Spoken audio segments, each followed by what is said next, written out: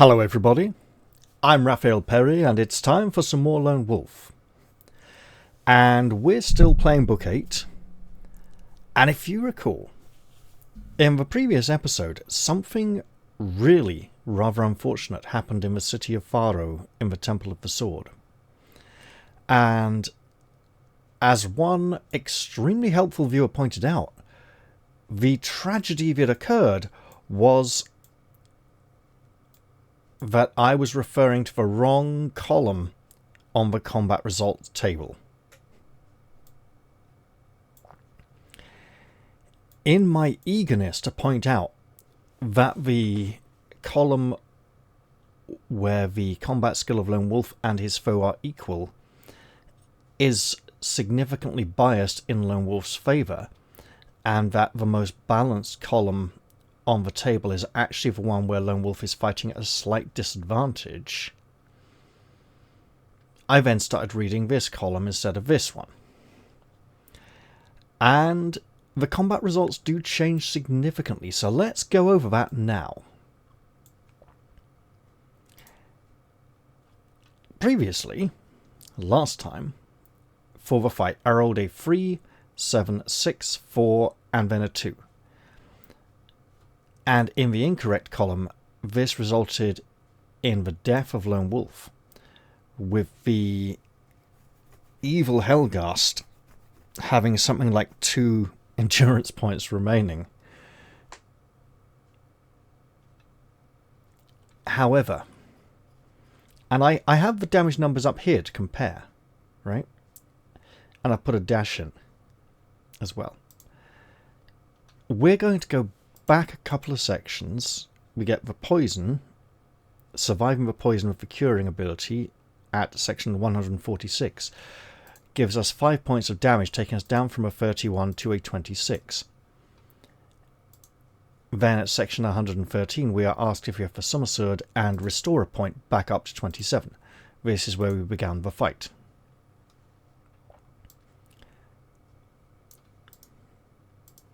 Then at section 30, with the summer sword, we fight the Helghast. It has a combat skill of 34 and an endurance of 48.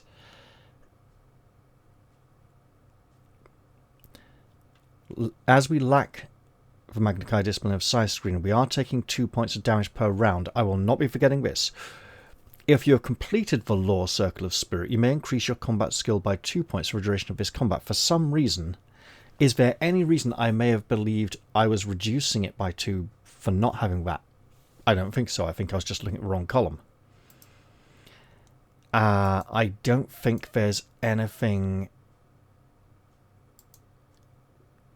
here to suggest that we should be reducing our combat skill in any way. And Lone Wolf's combat skill is 34, including all bonuses. So we should definitely be rolling in the equal column. So we started with a 3. And I'm just going to put these down here again.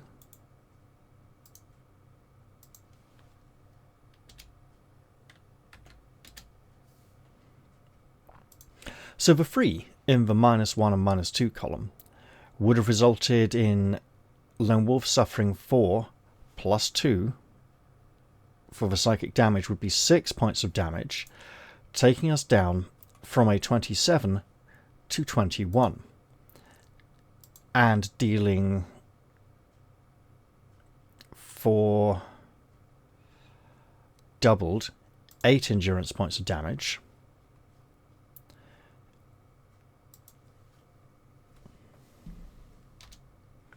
Which would reduce, the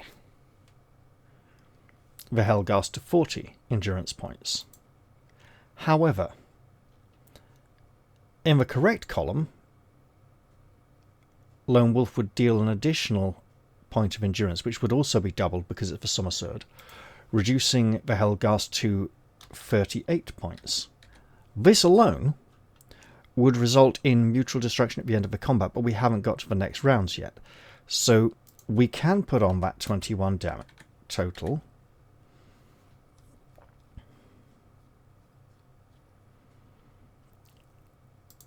And I'm going to put this as a running total. Left is no, we'll mirror the chart, right? Left is the -1, -2 column. 38. Right is the correct column. So we take off the 3. Then we go to a 7. In the incorrect column, this 7 would result in Lone Wolf suffering 2 points of endurance, plus an additional 2 psychic damage to 4, which would take him down to 17. However, and dealing 8 points, doubled to 16. So those 16 would get us a 24, and more importantly, a 22. However, in the correct column, Lone Wolf would deal 9 points of damage and only suffer 1. So actually, our 21 is reduced to 18 instead of 17. We're seeing a difference here now. Alright, so we'll just take off the 21. And this was a 38. And he deals 8 points of damage, 9 points of damage, not 8. 9 doubled to 18 drops the Helghast to 20. So it's down 4 points. We're up a point. Combat's going somewhere.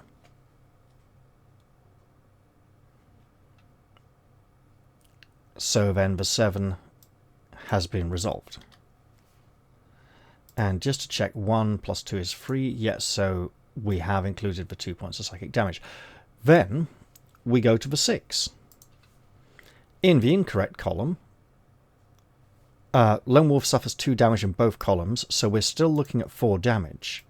However, we are at 14 endurance points, not 13.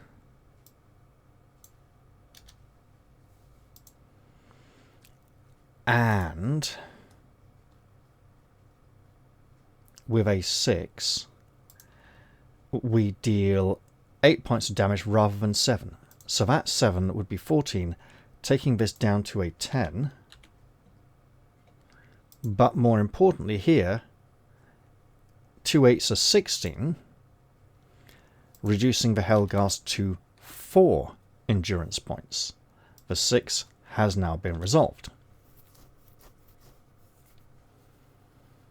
And then finally, rolling a 4 in the incorrect column would have resulted in Lone Wolf suffering 6 points of endurance loss, taking us down from 13 to 7, but in this case 14 down to 8.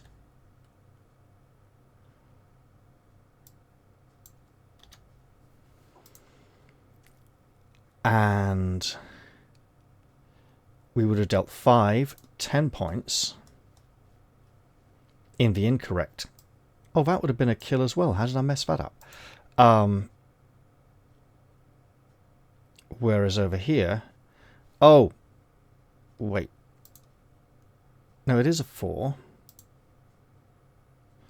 But that's 2 6s are 12. That gets us the win. Why did I think it was... Oh! When I did the maths earlier, I didn't factor in the 1 point healing in the previous section. That's why I thought Lone Wolf survived on 7 endurance points, not 8. So, actually we won. In terrible state, but we won. The Helghast has been defeated. And I can continue the adventure. Isn't that lovely? I don't need to replay the book up to this point. And choose size screen at the beginning instead of animal control, which would have been a really helpful thing to do. But I get to continue the adventure and say, whoops, I slipped up last time. Thank you very much to Brian Pendell, who was also pretty helpful in the sorcery playthrough for pointing this out. Because I clearly didn't notice at the time, and I wouldn't have noticed afterwards. So thank you very much. And we can continue our adventure. We did actually win the fight after all. A wretched cry of pain and despair fills the chamber as you strike the killing blow. The Helghast falls, its flesh transforming into a putrid green gas that seeps from the vents in its tattered robe. Your mind reels at what has just occurred, but you dare not dwell on the fearful implications, for the poison in your system is beginning to overwhelm your healing power. You must act quickly if you are to save yourself and Pydo from the fatal toxin that is flowing through your veins. Oh shit, are we actually gonna die now after all? Well, we're going to regain a point of endurance first, regardless. Do we have any Lormspur, Rendalim's elixir, or weed herb? We got some weed herb in book 4 or something, but we had to lose our backpack at the end of book 7. Potion of Lormspur. 1 potion.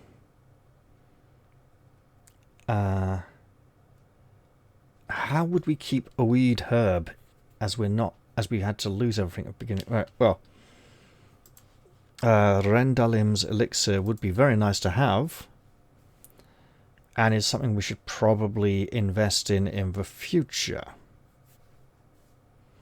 For now, though, fortunately, we have a simple bog-standard potion of Lormspur. You force yourself to swallow the potion and stay conscious long enough for it to take effect. Gradually, you feel your strength returning. The pain and nausea disappear, and your limbs stop their uncontrollable shivering as the potion and your latent Kai skill neutralize the toxin in your blood. Speaking of which, the main reason I wasn't able to record this last week is that I fear I may have been poisoned by the Sena Druids or something similar, and was having to rely on my own Kai disciplines of healing to recover. It was not pleasant. Now you use your skill to try and save your companion's life. Placing your hands on his chest, you transfer the warmth of your healing power into Pydo's poisoned body, breaking down the toxin by degrees. The treatment is slow and laborious, and it is dawn of the following day before you know for sure if your skill has saved his life. And fortunately, none of the monks of the sword have come to interfere with us in the meantime. Meaning either they didn't know he was going to try and assassinate us, or they just assume it's been successful, or they've all just fled the temple as soon as the attempt began. Another non-combat section takes us back up to 18. It's a long way to recovery, we'll just keep working at it. The flicker of an eyelid and a bead of sweat are the first signs of Pydo's recovery. Slowly he stirs to consciousness, waking from a sleep that was so nearly his last. He can remember nothing of the ordeal, and, when you tell him all that has happened, he shakes his head in disbelief. "A Helghast," he says incredulously. "How can it be?" "The servants of Darklord Nag have infiltrated this monastery," you reply. "They have kept themselves hidden, but I fear the day is fast approaching when they will rise up and wreak havoc in this town. Already they know our true identities, and I wager they know why we're here." "This is bitter news, Lone Wolf," says Pydo, his face etched with worry. "We can afford to delay no longer. If Telestria falls to Darklord Nag before we reach the Danarg, then the quest is lost. It is a sobering thought, but you do not dwell on it." You help Pydo to his feet and cast your eyes around the chamber in search of an exit. Oh yeah, this picture. This would be Darklord Nag. As it's not a combat section, we will recover another point of endurance up to 12. One of the bowls begins to emit a faint humming sound. The surface of its silvery liquid swirls and glows brighter, casting a phosphorescent light onto the domed ceiling. The sparkling mist slowly clears and a strange image takes shape, condensing and forming into something wholly alien. Something that resembles the head of a monstrous fly. Its great, multifaceted eyes stare down at you, gleaming darkly with black fire, like two huge clusters of evil jewels. Dan ash okar, nadok narg nag, booms a ghastly, rasping voice. Then, with a stifled cry of rage and recognition, the image clouds over and the light fades to a dull glow. The terrible visage of Darklord Nag has disappeared. "By the gods!" gasps Kaizo. Paido. Who the hell is Kaizo? Shocked to the core by what he has seen. I know I was thinking of Paizo Publishing, who put out Pathfinder a little while ago before I started recording, so that's probably where Kaizo comes from. I don't know about the Kavo. "By the gods!" gasps Paido, shocked to the core by what he has seen. "What manner of beast is that?" But you do not reply, for you sense that he already knows the dreadful answer. Swiftly you search the chamber. Behind a throne-like chair of chiseled stone you discover several useful items. A sword, a bow, 3 arrows, and enough food for 2 meals. Now, I'm only going to take one of the arrows, because our quiver can only hold so many. When I find it,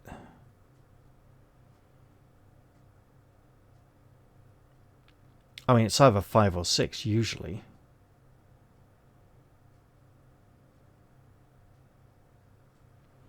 Why can't I? Quiver of 6 arrows. There we go. Fine. Add enough food for 2 meals. You know what? When we hit the swamp, there's a distinct chance we won't be able to hunt for food. Also, we might meet something that could be distracted by food, so having additional meals on our person could be extremely helpful. Also, set into the back of the chair is a lever. It activates a portal in the opposite wall. The tapestry that conceals it is drawn aside, and you can see a stairway flanked by torches descending to a passage far below. "Come," says Paido. "This room chills my blood." You move to follow him as he descends the stairs, stopping briefly to kick over the bowl of glowing silvery liquid that projected the image of Darklord Nag. The stairs lead down to a vast network of catacombs that stretch in every direction. It would be easy to lose yourself in this maze of tunnels, but your Kai tracking skills, heightened by the pressing need to escape from a monastery, help you avoid the hazards and dead ends of these sprawling burial vaults. Following the sound of dripping water, you discover a circular stone trapdoor in the ceiling. Paido cups his hands around your foot and lifts you nearer the tunnel roof, enabling you to open the trapdoor. Early morning daylight streams into the passage as you lift the slab of wet stone and slide it aside, and recover a point of endurance, as this is a non-combat section. You have emerged at the courtyard on the north side of the monastery. 2 monks stand guard at the double doors of a low, timber-framed building on the other side of the paved enclosure. Fortunately, a line of bushy fruit trees that encircles the courtyard provide all the cover you need to avoid their watchful eyes. You crouch in the shadows and watch as the monks leave their posts to enter the building. Minutes later, the doors swing open and they reappear, both on horseback, and ride off through an archway to the right. The courtyard is now empty, but you curse their departure, for the horses they are riding belong to you and Paido. We could enter the stables, in case there are other horses there, or escape on foot through the archway. Let's examine the stables. We don't want to go skipping on vital things that might help us. There may be danger here. However, it's not a combat section, so we get to go all the way back up to 14 endurance. Our final wound from a previous combat has now fully healed. The stable is full of fine horses, all of them as sound and sturdy as the mounts given to you by Lord Adamas. Pido acts as lookout while you saddle up 2 black stallions. You are making the final adjustments to their bridles when Pido hisses a warning. 4 monks are coming this way. You mount your fresh steeds and gallop out of the stables, scattering the startled monks who had just reached the door. In an act of desperation, one of the monks unsheaths his sword and hurls it at your back. The deadly blade spins through the air with alarming accuracy. We shall pick a number from the random number table. If you have the Magnakai disciplines of Hunt Mastery and Divination,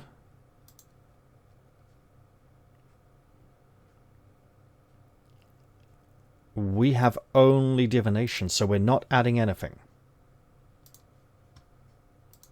So we're just going to roll and get a 9.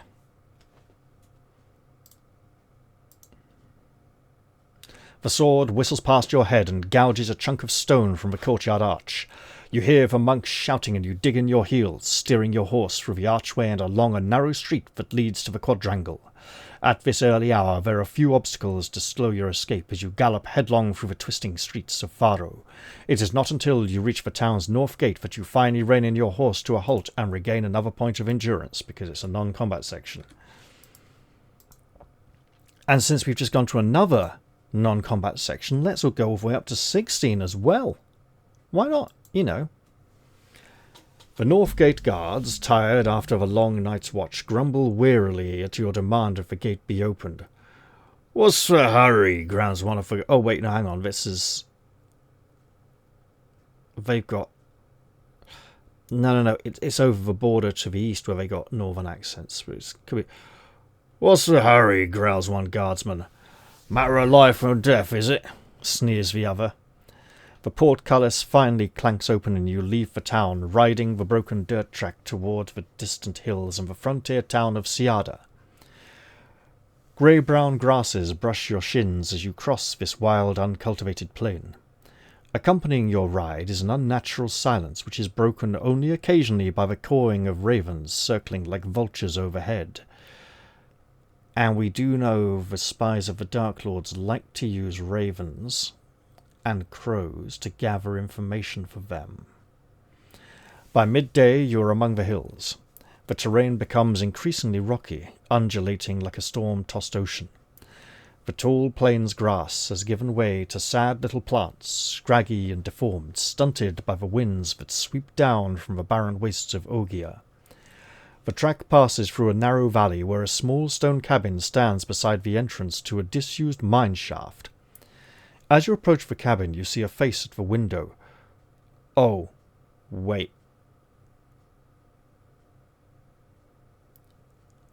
I know where we are. And I think we might need to enter the mine after the cabin. Now, I think it was book 6 or 7. There's an auto kill in a cabin in the wilderness, but we have company, someone to watch our back, and I think I know what's inside here, so let's enter the cabin.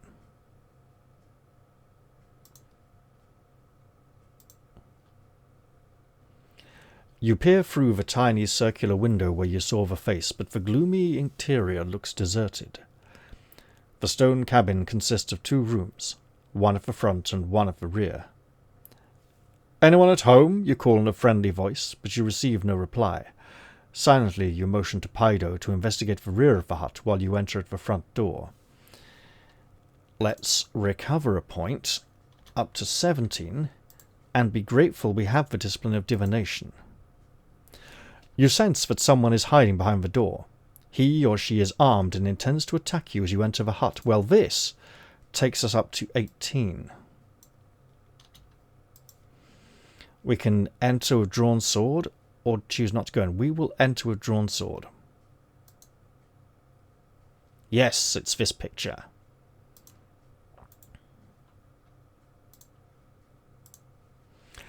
You push open the door and step inside, your weapon poised to counter any sudden attack. The door slams shut and a scar-faced rogue leaps out of the shadows and attacks you with a pickaxe handle.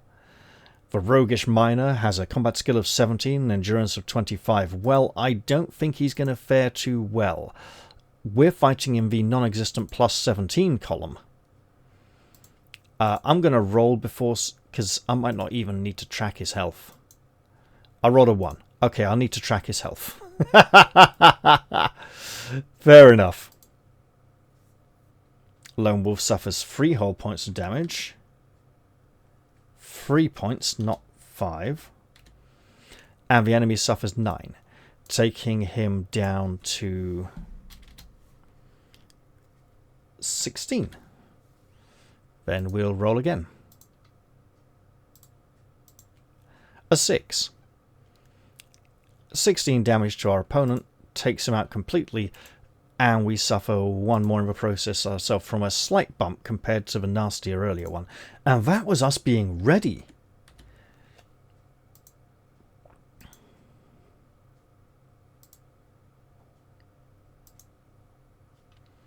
The rogue slumps dead at your feet. Seconds later, the door to the back room splinters and breaks as Pydo hacks through it with his sword. "What kept you so long?" you ask cheekily when finally the door gives way and he staggers, sweating and exhausted, into the room. He smiles ruefully and, after pausing to get his breath back, he invites you to come and see what he has found in the back room. Small sacks, each filled with nuggets of silver, are stacked in a huge mound that reaches almost to the ceiling. "No wonder he fought so desperately," you say, staring at this hoard of treasure. "There's enough silver here to pay a king's ransom." You may take some treasure before you leave. Each sack of silver counts as 1 backpack item. I think I will take 1. I'll leave some food here.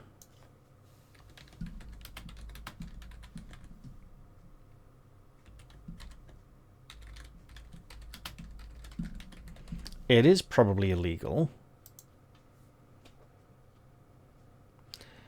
We can investigate the mine while we are here. Also, that's a non-combat section. We get to go back up to 16 endurance points again. Excellent.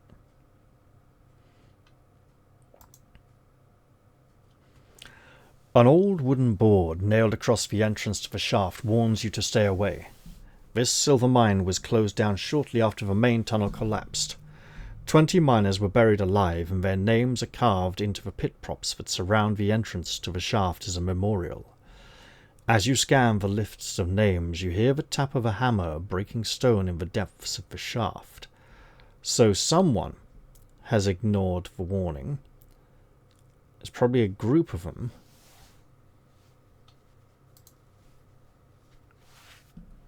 To keep mining out their silver. It is possible that in exploring the mine, we can find some item that will be of vital use in the swamp itself. Because we're supposed to be looking for the Temple of Ohrido, which is visible from the top of a hill. That the Scarlet Tor. A tor is a small, squat, sturdy watchtower on top of a very high hill, which is situated on an island of firm ground 30 miles beyond the Siada track. There may be... I doubt there'll be a telescope down here, but you never know what we can find, right?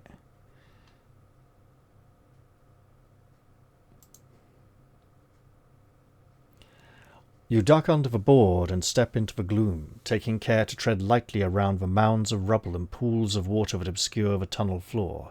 Soon the light from the entrance fades into total darkness. Ahead, the sound of hammering continues.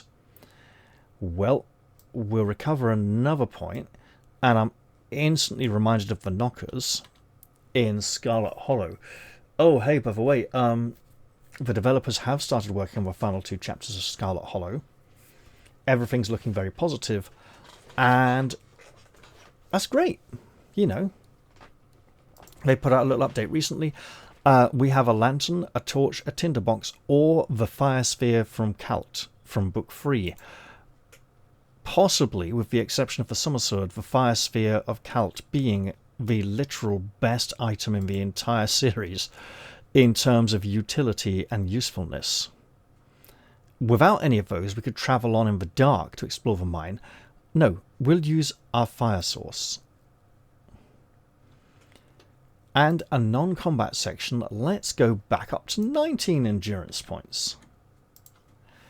In the flickering light, you see that a large section of the tunnel floor ahead has collapsed.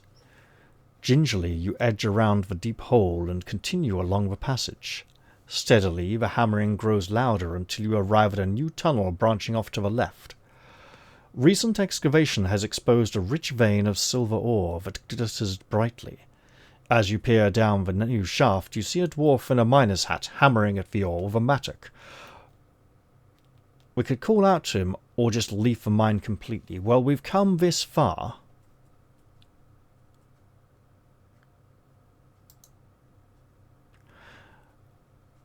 Oh. Ha ha! The dwarf stops hammering. "Is that you, Filcher?" he says, squinting along the tunnel. When he realizes you're not Filcher, he curses and hurls his mattock at your head. You duck aside, but the pick-like weapon spins past and catches Pydo full in the chest. He screams and falls dying at your feet. Desperately, you try to save him, but the wound is fatal. Anger wells up inside and you turn to confront his killer, only to find yourself staring into the muzzle of a boar musket. The dwarf pulls the trigger and you are decapitated by the blast. It may be some consolation to learn that your killer did not escape unpunished. The shockwave of the blast brought down the internal ceiling and buried him alive. Your life and your quest end here. Well, we certainly earned that auto-kill. Now I get to go back to the beginning of the book. Ah.